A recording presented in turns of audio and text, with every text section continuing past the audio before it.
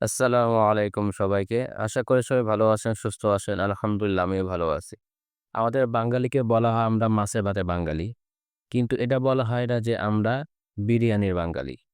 কোনো দাওয়াতে গেলে বা কোনো রেস্টুরেন্টে গেলে আমরা চাই বিরিয়ানি জাতীয় কোনো খাবার যেন থাকে। তাই আজকে নিয়ে আসলাম বাঙালির বিখ্যাত খাবার গরুর বিরিয়ানি। শুরুতে যখন গোশতটা আমরা কিনবো, তখন কসাইকে বলতে হবে যে আমরা বিরিয়ানি রাঁধবো সেই অনুযায়ী আপনারা কেটে দেন। তারা সেই অনুযায়ী কেটে দিবে। কাটা গোস্তটা ভালো মতো ধুয়ে পরিষ্কার করে গোস্ত যত পানি সব পানি ঝেড়ে নিব। তারপরে বিরিয়ানির জন্য সেই গোস্তটা আমরা শুরুতে ম্যারিনেশন করব। তো ম্যারিনেশনের জন্য আমরা টক দই দিব, আদা রসুন বাটা, পরিমাণ মতো মরিচের গুঁড়া, বিরিয়ানি মশলা এবং অল্প পরিমাণে গোস্তের মশলা দিয়ে আমরা গোস্তটা ভালো মতো মেখে ম্যারিনেশনের জন্য রেখে দিব।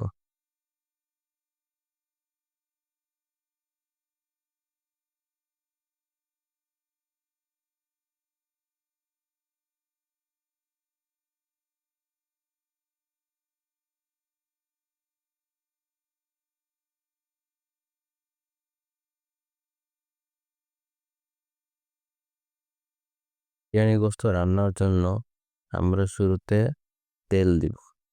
তেলের মধ্যে আমরা যত শুকনা মশলা যেমন তেজপাতা, লং, এলাচ, দারচিনি দিব।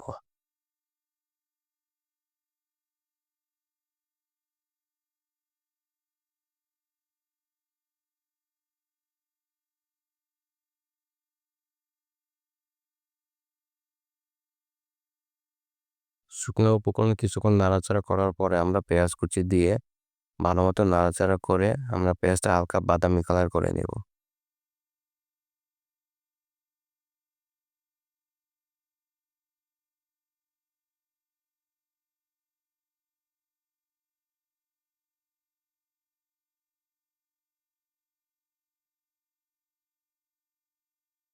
পেঁয়াজের কালার হালকা বাদামি কালার হয়ে আসলে বিরিয়ানির জন্য ম্যারিনেশন করে রাখা গরুর গোস্তটা আমরা প্রেসার কুকারে দিয়ে দিব।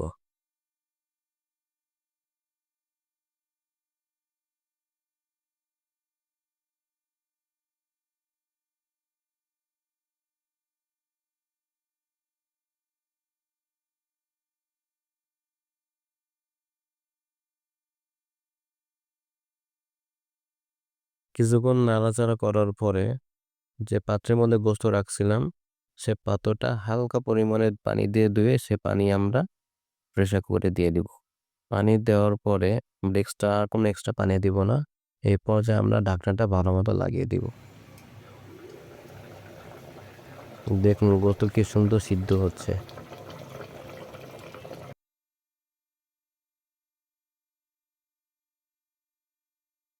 এই পর্যায়ে আমরা বিরিয়ানির জন্য চালটা ভালো মতো ধুয়ে পরিষ্কার করে পানি ঝরার জন্য রেখে দিব। এখন আমরা বিরিয়ানির চাল রান্নার জন্য পাতিলের মধ্যে আমরা পরিমাণ মতো তেল, এলাচ, দারচিনি, তেজপাতা এবং পেঁয়াজ কুচি দিয়ে আমরা হালকা ভেজে নিব।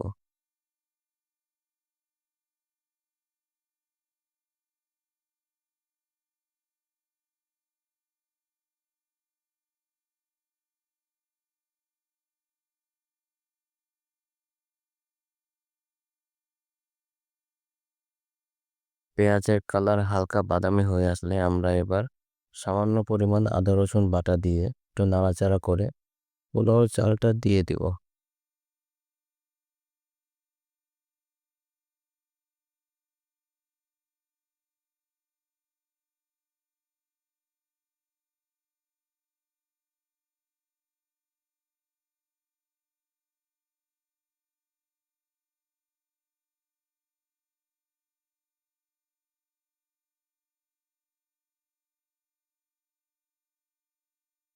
পোলাও কিংবা বিরিয়ানি ভালো মতো হওয়ার জন্য আমাদেরকে পোলাও চালটা ভালো মতো ভেজে নিতে হবে তেলের মধ্যে।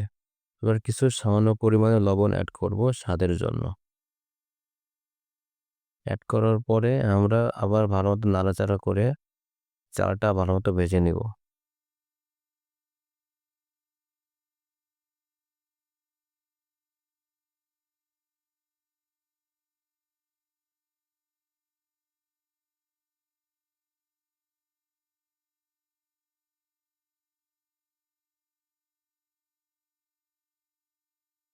অনেক সময় এক হাত দিয়ে ভাজতে হাতটা ব্যথা হয়ে গেলে পাশের জনকে বা আরেকজনকে ডেকে বলবেন চালটা ভাজো।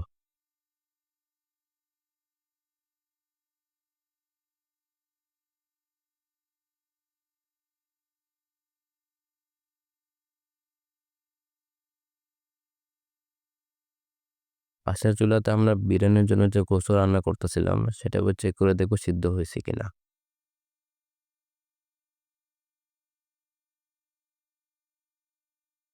এ পর্যায়ে আমরা গোশতটা চালের মধ্যে দিয়ে গোশতর সাথে চাল ভালোমতো মিশাবো।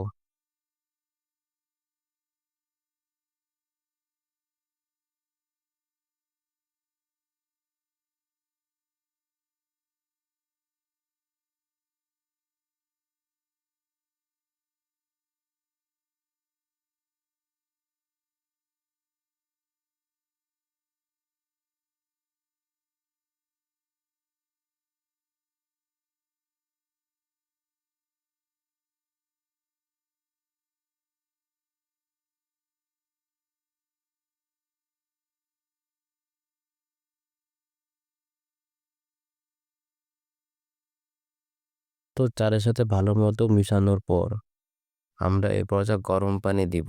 এখানে গরম পানির পরিমাণটা হবে আপনি যে পরিমাণ চাল দিছেন তার দ্বিগুণ পরিমাণ আপনি পানি দিবেন। তাহলে বিরিয়ানির চালটা ভালোমতো সিদ্ধ হবে। না হলে আপনি যদি কম দেন তাহলে চাল সিদ্ধ হবে না, কিছু কাঁচা থেকে যাবে। আর যদি আপনি বেশি পরিমাণে দেন তাহলে সব লেগে যাবে।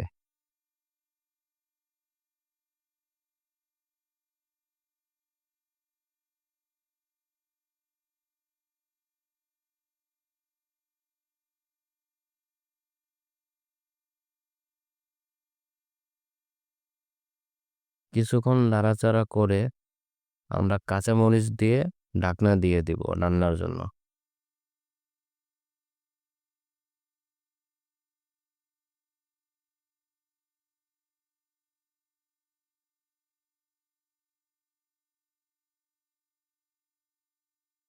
মাঝে মাঝে আপনারা ১ বার কি ২ বারও তুলে দেখবেন যে আপনার চালটা সিদ্ধ হলো কিনা।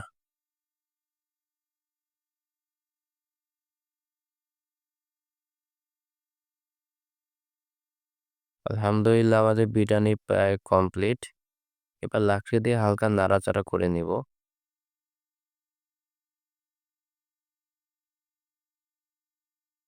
এই পর্যায়ে আমরা ঘি এড করব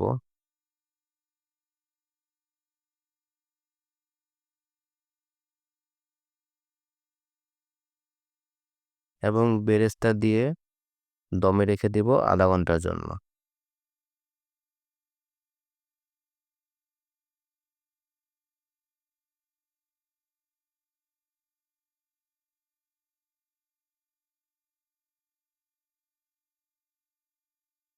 আলহামদুলিল্লাহ হয়ে গেল আমাদের মজাদার সুস্বাদু গরুর বিরিয়ানি। গরম গরম পরিবেশন করে পরিবারের সবাই একসাথে মিলে খাবেন। দেখবেন ইনশাআল্লাহ অনেক মজা লাগবে।